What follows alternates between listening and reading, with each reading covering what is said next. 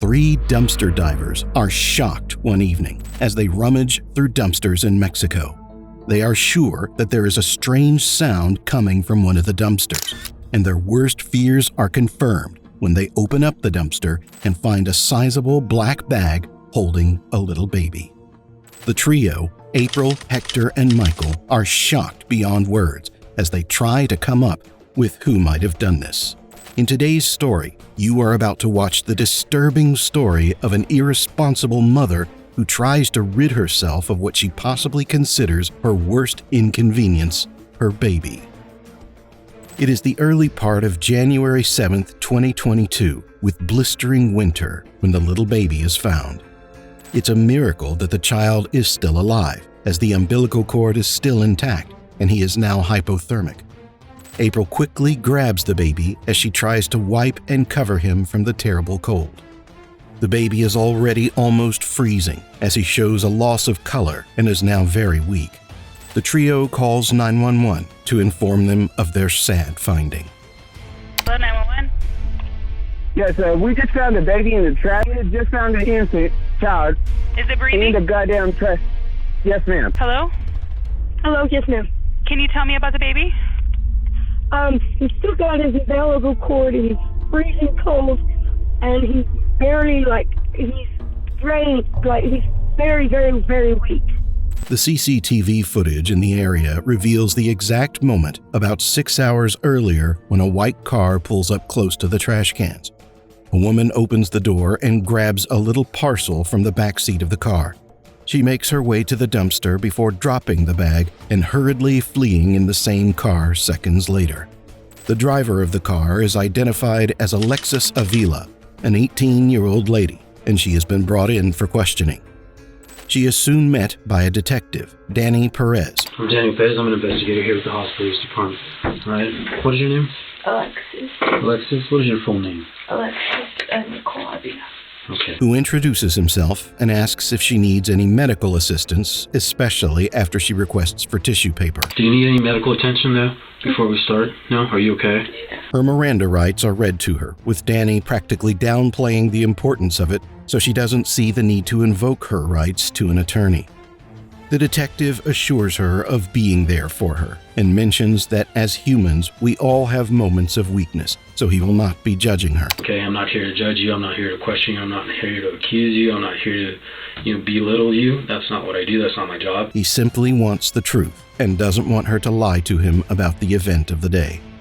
He asks if she is willing to tell him, and she says she will tell him if he asks the questions. What's going on, or what happened today, or what led to this?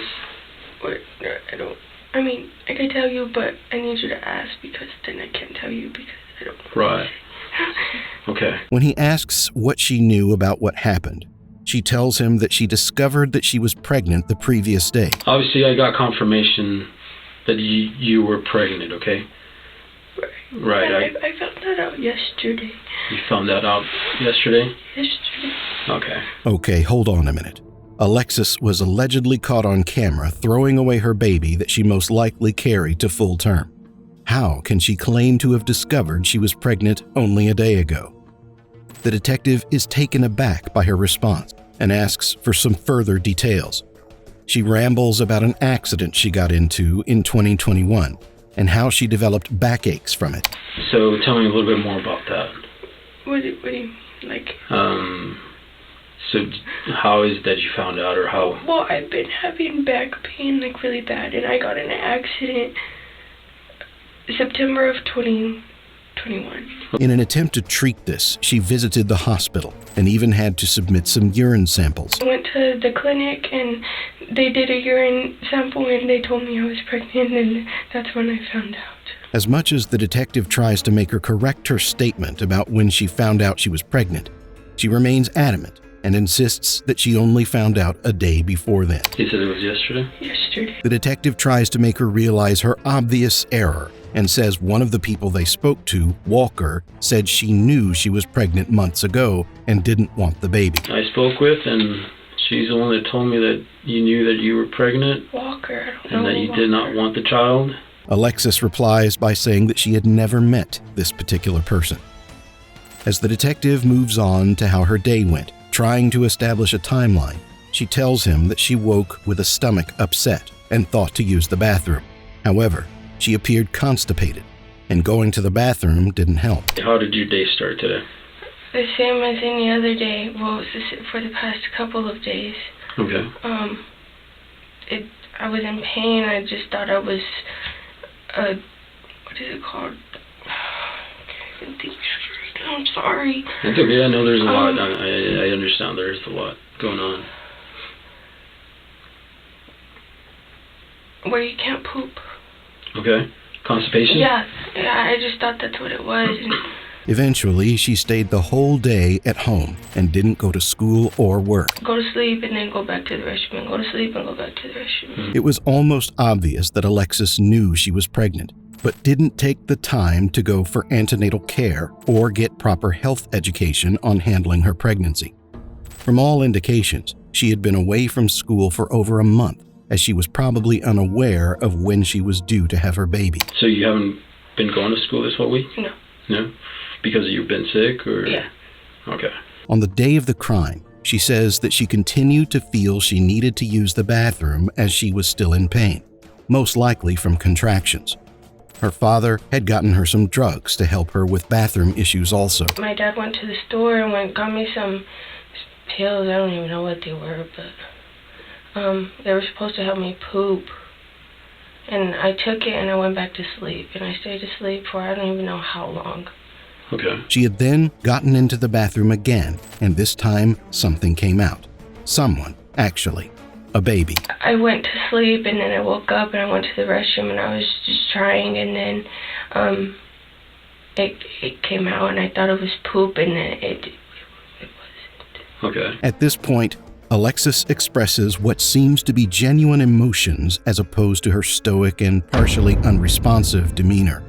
She says that she was terrified by the idea of having a baby at her age. I was in a panic. I didn't know what to do. Okay. I was scared.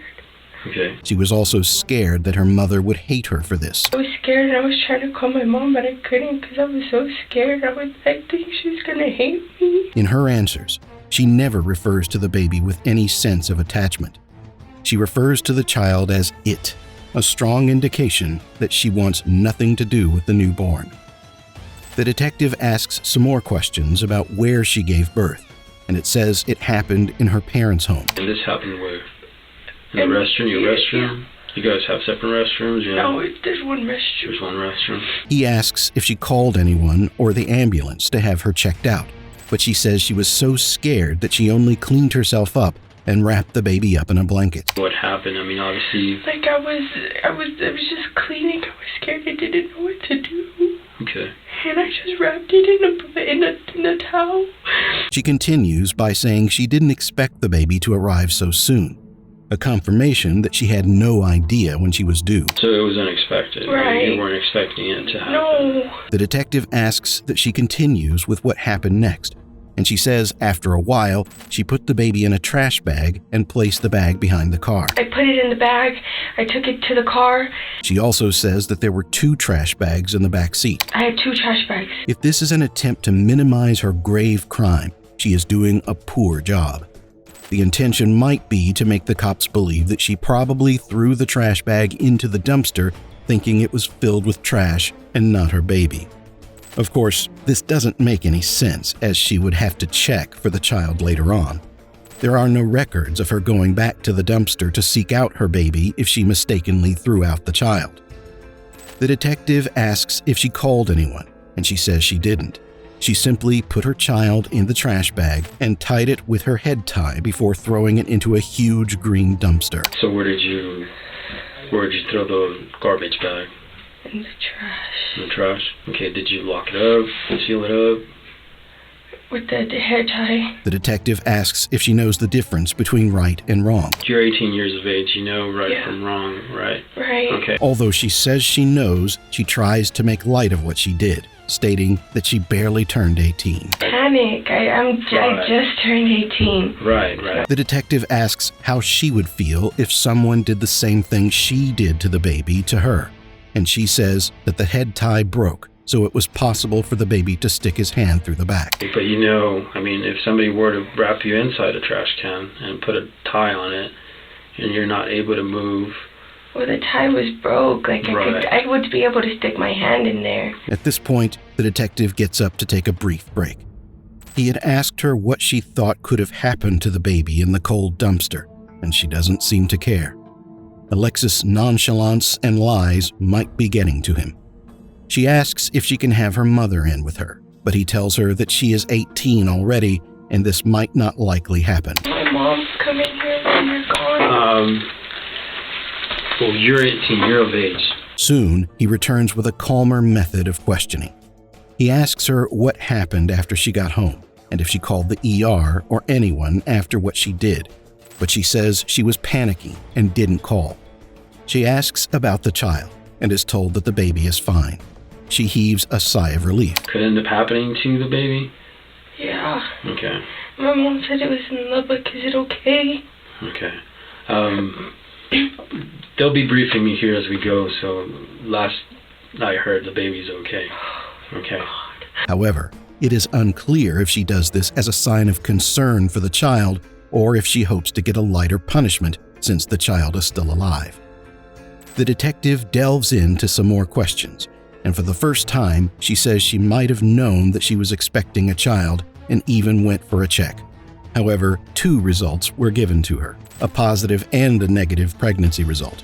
So she chose the negative one. But you knew back in August? I took 2. One was positive, one was negative. I took the negative, I didn't. The detective asks about the father of the child and if he had anything to do with her actions, and she says he didn't. It turns out that Alexis had been quite disturbed and even left home at some point. She also sent messages about ending her life to the mother during these periods. Back in June, you had an incident. I guess you ran away from home? Were you having... I guess you could say ran away. Okay, was it the result of this? And were you having problems with... It was a completely different matter. Okay. So is this the father of your baby, the person you were having issues with? Or you were sending messages to your mom, suicidal messages, saying that you were going to be with God, and cops were called out to your address in June. Does this have to do... To me, it obviously... It has nothing to do with him, absolutely nothing. The detectives ask who the father of the child is, and she says it is Stephen Astorga, a 16 or 17-year-old. That is all she says about him, as it's obvious she doesn't want him involved in her crime. Do you know who is the father of the baby? Yes. Okay, but he didn't... Yeah. Okay. Do you mind sharing his name? Stephen Astorga. Okay. Stephen Astorga? Yes, sir. She tells the detective that they had to break up, as the relationship was not working. Do you mind me asking what happened, or what did y'all break up? We broke up. It just wasn't working out. Okay. The detective begins to round up his questions and asks if she needs any medical help. She might get infected, considering how she gave birth and not bothering to go for a checkup. She agrees to go to the hospital with her mother. Do you need any medical? I know you gave birth, obviously. It's not something normal. It's not something you do every day. Do you need us to call an ambulance out here? My word is your well-being. Yeah, no, I know it's, I don't feel the need, but you're 18 years of age. Right. If anything, you can at least get checked out. It's up to you. Would my mom be able to take me? Yeah, that's completely up to you.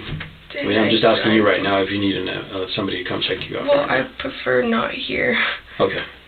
So maybe my mom could take me somewhere. Okay. This appears strange, as she says she never consulted with her mother over her pregnancy and now wants her mother to go with her to the hospital. In a surprising twist, Alexis asks about the baby, and when she is told that he is okay, she says she wants the baby as money is not a problem. If the baby's okay, I want it. Okay. Alexis is placed under house arrest and forbidden from going to other places apart from school and a few necessary places. She's also restricted from meeting any male apart from the ones in her home. She was also not allowed to access the child. Following the sensitive hours he spent in the dumpster, he needed a blood transfusion. Thankfully, he is expected to make a full recovery. Astorga's family were shocked to learn about the child, who was later named Saul. They also want to take custody of the child. It is revealed that the family knew she was pregnant, but she lied to them, saying she had a miscarriage. After a period of awaiting trial, Alexis was initially sentenced to 18 years in prison, but earned a deduction of 2 years as the state district judge cited mental health concerns. So she was sentenced to 16 years in prison in May this year after being found guilty of attempted first-degree murder and felony, to which she pleaded not guilty. If you were as shocked as us and would like to see more stories on true crime, then be sure to subscribe to our channel. This way, you'll be notified every single time we upload new videos. Thank you for watching, and please hit the like and subscribe button.